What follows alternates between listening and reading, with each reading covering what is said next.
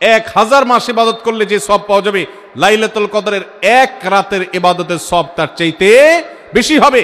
সেই রাত কোনটা? নবীজি অন্য কোন সময় ঘুম থেকে ইবাদতের জন্য ডাকতেন না, নফল নামাজ যার ইচ্ছা সে পড়বে, যার ইচ্ছা পড়বে না।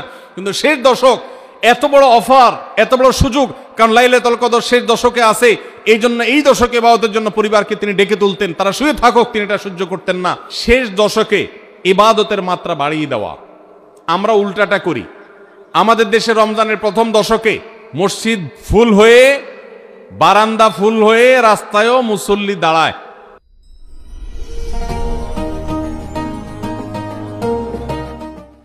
আর 10 রমজান চলে গেলে 20 রমজান পর্যন্ত বাহিরের মুসল্লি কমতে কমতে বারান্দার মুসল্লি কমে ভিতরে চলে আসে। আর শেষ 10 দিনে আসলে, ঈদের দিনগুলো যখন কাছে আসে, তখন 5 ওয়াক্ত নামাজের ওই নিয়মিত মুসল্লি ছাড়া বাকিগুলো সব উদাও হয়ে যায়। নবী সাল্লাল্লাহু আলাইহি সাল্লাম কি করতেন? তার উল্টাটা।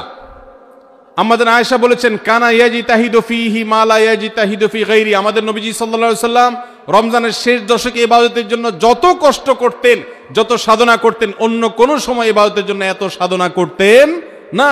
অথচ আমরা দেখা যায় শেষ দশক অবহেলা কাটাই। এই জন্য ভাইরা, শেষ দশকে ইবাদতের পরিমাণ আরো বাড়িয়ে দিতে হবে, আমলের পরিমাণ বাড়িয়ে দিতে হবে। এটাই আল্লাহ তাআলার নির্দেশনা, সেটাই রমজানের শেষ দশকের আমল। 24 নম্বর আমল হলো শেষ দশকে পরিবারকে ঘুম থেকে ডেকে তোলা। এটা আলাদা সুন্নাহ। নবী সাল্লাল্লাহু আলাইহি সাল্লাম রমজানের শেষ দশক হলে কানা ইযা দাখালাল আশর আহইয়া লাইলা ওয়া আইকাযা আহলা।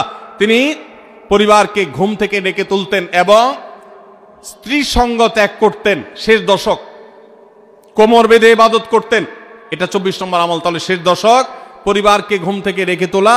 নবীজি অন্য কোন সময় ঘুম থেকে ইবাদতের জন্য ডাকতেন না, নফল নামাজ যার ইচ্ছা সে পড়বে, যার ইচ্ছা পড়বে না।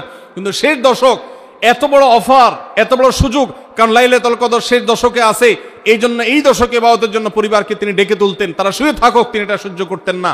এই জন্য 24 নম্বর আমল হলো রমজানের শেষ দশকে পরিবারকে ঘুম থেকে ডেকে তোলা এবং স্ত্রী সঙ্গ ত্যাগ করা শেষ দশকের জন্য। 25 নম্বর আমল হলো লাইলাতুল কদর অনুসন্ধান করা। রমজানের শেষ দশকের প্রত্যেকটা রাতে কিন্তু শবে কদর হতে পারে, বিশেষ করে বেজোড় রাতে 21, 23, 25, 27, 29 এই রাতগুলোতে লাইলাতুল কদর হওয়ার সম্ভাবনা অনেক জোরালো। সৌদি আরবের মানুষ তাদের বেজোড় রাতে তালাশ করবে, আমরা আমাদের বেজোড় রাতে তালাশ করব ইনশাআল্লাহ। নবীজি সাল্লাল্লাহু আলাইহি সাল্লাম বলেছেন যে তাহাররাউ লাইলাতুল কদর ফিল বিত্রি মিনাল আশরিল আওয়াখির মিন রমাদান। রমজানের শেষ দশকের বেজোড় রাতগুলোতে তোমরা শবে কদর হতে পারে সে আশা বেশি বেশি করে ইবাদত বন্দেগী করো। লাইলাতুল কদরের ইবাদতকে আল্লাহ বলেছেন লাইলাতুল কদরে খায়রুম মিন আলফি শাহর। 1000 মাস, 1000 মাস ইবাদত করলে যে সওয়াব পাওয়া যাবে, লাইলাতুল কদরের এক রাতের ইবাদতের সওয়াব তার চাইতে বেশি হবে। সেই রাত কোনটা আল্লাহ নির্দিষ্ট করেন নাই, এজন্য শেষ দশকের প্রত্যেকটা রাতেই ইবাদত করার চেষ্টা করা, স্পেশালি বেজোড় রাতগুলোতে। 26 নম্বর আমল হলো লাইলাতুল কদরের আশায় বিশেষ দোয়া পড়া। সেটা কি? আল্লাহুম্মা ইন্নাকা আফুউন তুহিব্বুল আফওয়া ফাআফু আন্নী। আল্লাহ আপনি ক্ষমাশীল, আপনি ক্ষমাকে ভালোবাসেন, অতএব আমাদেরকে ক্ষমা করে দিন। এটা রমজানের শেষ দশকের প্রত্যেক রাতে পড়বেন। যে রাতটা একটু শান্ত শিষ্ট, একটু শীতল, একটু বৃষ্টিভাব, একটু লাইলাতুল কদরের আবহ বোঝা যায়, সেই রাতকে লাইলাতুল কদর আশা করে, প্রত্যাশা করে বেশি বেশি দোয়া পড়বেন, আল্লাহুম্মা ইন্নাকা আফুউন তুহিব্বুল আফওয়া ফাআফু আন্নী। তাহলে 26 নম্বর আমল হলো লাইলাতুল কদরের দোয়া পড়া। আর 27 নম্বর সর্বশেষ আমল হলো ফিতরা আদায় করা।